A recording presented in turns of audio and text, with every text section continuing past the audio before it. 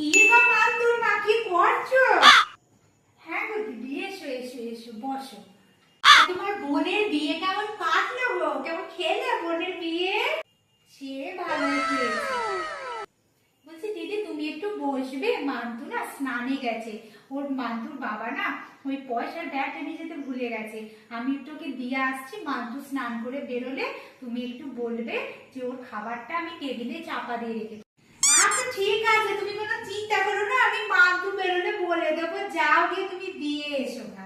তুমি একটু বসো, আমি আসছি, ঠিক আছে? চলো।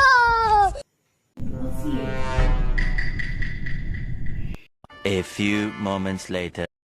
আমি এখানে এসছি আর একটু চুরি করবো না, সেটা কি হয়?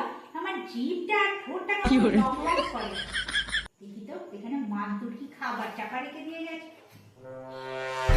মাংস কতদিন খাইনি।